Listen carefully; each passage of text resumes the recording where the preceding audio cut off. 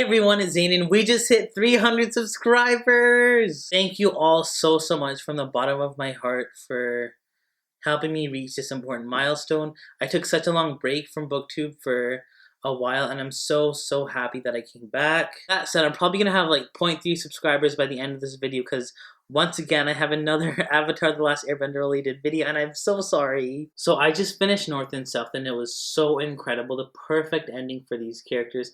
I don't necessarily know if it's the end, but it did seem as though this would be the last time we'd see new content for these characters, and it was so bittersweet, you guys. So in this graphic novel series, we really got to see Katara and Sokka shine.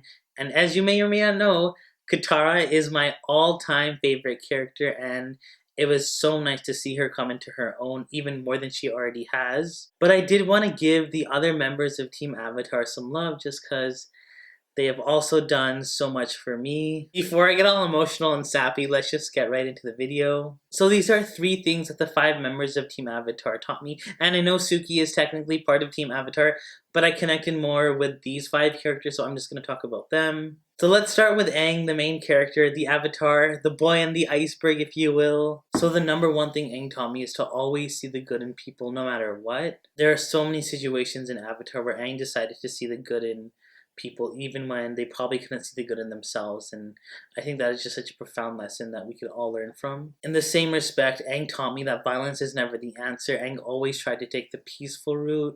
He never tried to, despite having this tremendous power, he never tried to hurt people unless it was absolutely necessary. On top of that, Aang always found joy in the little things, whether it was playing with beads using his airbending or riding elephant koi. Everything Aang did was just full of life and full of joy, and I think that's a really cool lesson as well. So a huge lesson I learned from Toph was your weaknesses can be turned into your strengths when you work hard enough. Being born blind and an earthbender was of course such a challenge for her, especially because she was born into a family that kind of wanted to protect her.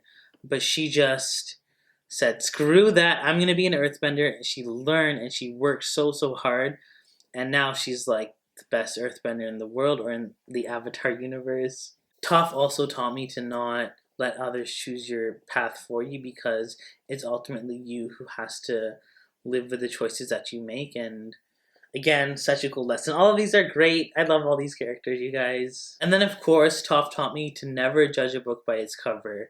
You never know how capable or strong someone is, and in the same respect, you never know what someone's going through. So Sokka, our only non-bender of Team Avatar, I love Sokka so much. He taught me that anyone can be extraordinary no matter what kind of circumstances you're born into.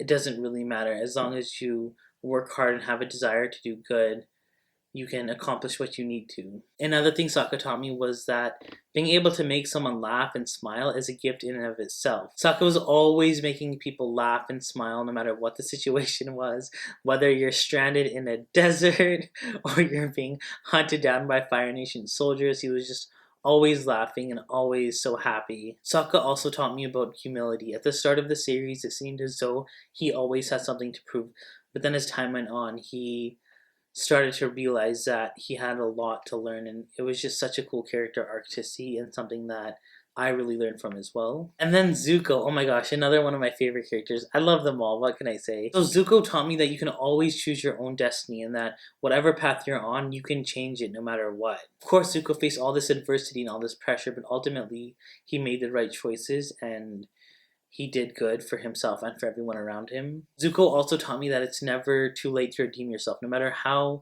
many bad things you've done, you can always make up for it. You can always try and do better and improve yourself. So Zuko also taught me to never lose hope. There were so many points in the series where he just fell into despair. Even after Avatar The Last Airbender, like the TV series, in the graphic novels, there were so many points where he just wanted to give up, but ultimately he didn't because he kept hope alive. And then last but certainly not least, we have Katara. You guys, what didn't Katara teach me? Like, I can't even, it was so hard to narrow this down to just 3. Katara taught me that being the mom friend isn't necessarily a bad thing. caring for your friends, looking out for them, making sure they're okay is actually such a beautiful thing. Katara also taught me that even people who have experienced such tremendous loss can still bring so much joy and love to the people around them. And then finally, as I mentioned in my previous video, Katara taught me to never turn my back on people who need me. I have a whole little rant in my last video about this, so I'm not going to get too much into it. But it's pretty self-explanatory, just the idea of always being there for people who need it. It's an important one. So yeah, guys, I guess that wraps up my experience with these characters. Oh my gosh, this is so weird.